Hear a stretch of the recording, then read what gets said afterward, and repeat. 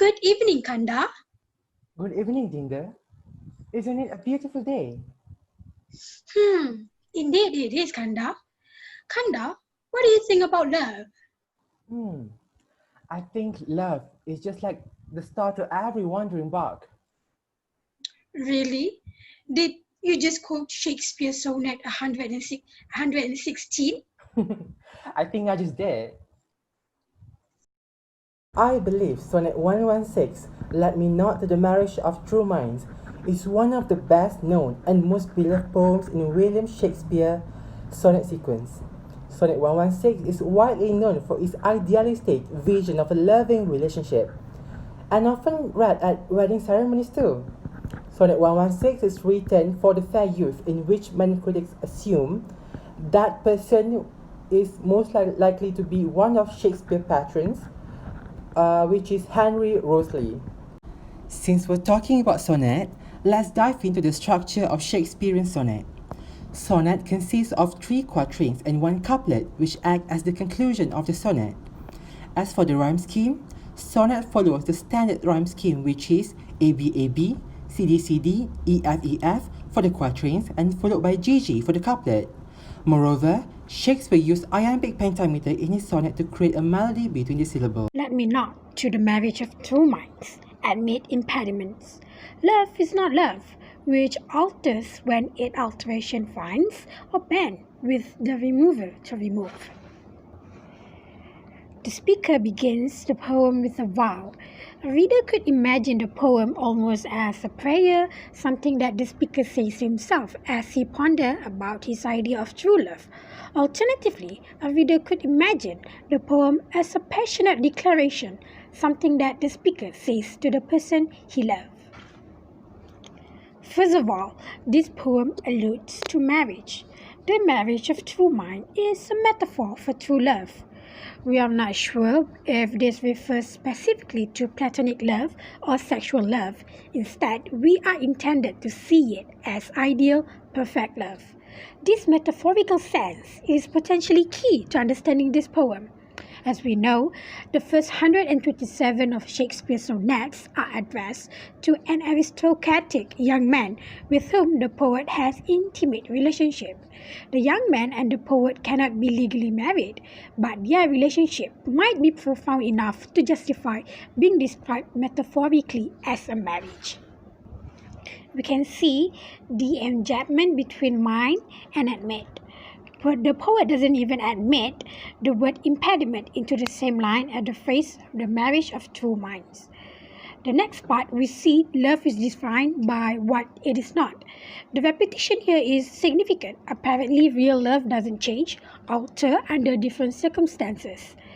Bends with the remover to remove means it makes the above point even more vehemently, claiming that even when someone tries to remove the affection, real love doesn't give in and disappear. As for the second quatrain, it goes like this.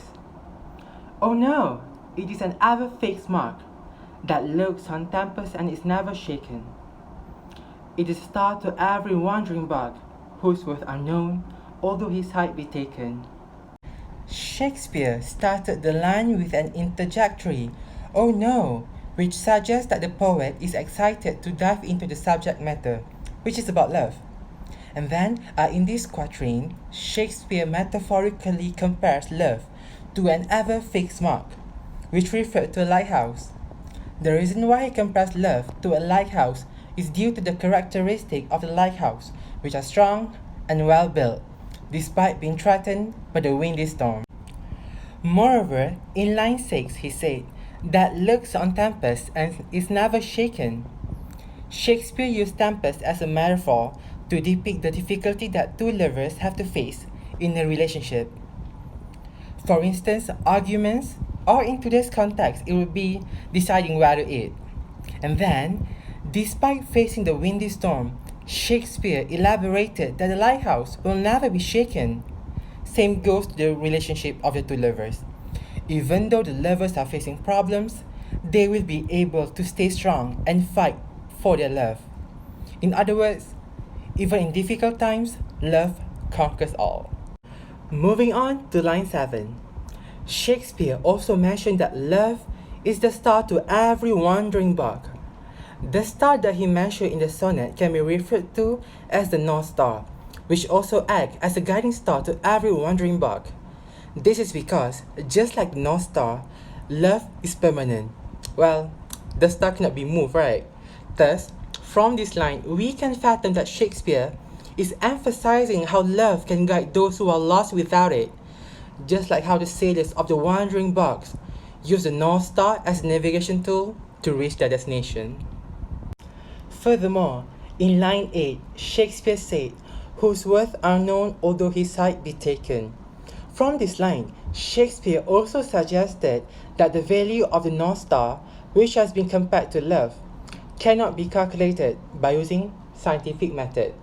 Well, this is because you can express how much you love someone, but to give the exact measurement is very impossible, right? Not's time full, though rosy lips and cheeks within his bending sickle's compass come.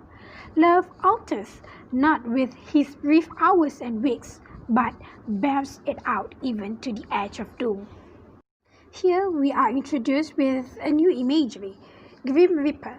He is called time here, but we can read that not only as hours and minute, but as age and death as well. Line 9 and 10 are special for the arrangement of hard and soft consonants, alliteration, and emjacment. These two lines tells us that even love doesn't disappear along with time, despite the fact that rosy lip and cheeks as of a loved one may fade as they age.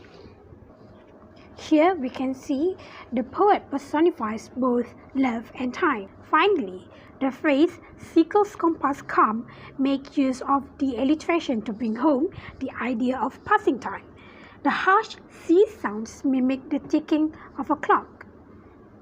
The last two lines of quatrain 3 sums up the point of the whole poem. Love doesn't change over time. It endures the passing of time, which depicted as fleeting and brief, and lasts until the edge of doom, otherwise known as judgment of day or the end of time. Line 11 and 12, the his in line 11 signifies that the brief hours and weeks belong to time, continuing the personification of this concept that we saw in line 9 and 10. The notion that time has no control over love and is emphasized in this line, since the passing of time has no effect whatsoever upon true love. As for the couplet, Shakespeare said, "If this be error and upon me proof, I never rate, nor no man ever love." This couplet, which also acts as the conclusion of the sonnet, Shakespeare mentioned, if anyone can prove that his ideology towards the idea of true love is wrong, then he has never written anything, and not a single soul on this earth has experienced true love. Well, based on this couplet, we can identify that this couplet contains a very defensive tone, I would say, as he is strengthening his argument about the idea of true love, which has been stated in the quatrains. Well, as you can see, Shakespeare started the sonnet with a ceremonial tone by saying, "Let me not to the marriage of true minds." And yet, towards the end of the sonnet, he started to sound very defensive and assertive to prove his point towards the ideology of true love. Other than that, we can also identify that the couplet does contain a slight sense of disappointment, even though the other quatrains are filled with vibrant words that depict the idea of true love. Well, since other sonnets that share the same theme with Sonnet 116 have survived for thousands of years, I believe his idea of true love is true. Don't you think so, Saloma? Yes, I agree with you. Kanda, let's go out for a walk. Where? Is it our usual place in Zunagara? Yes, of course, Kanda.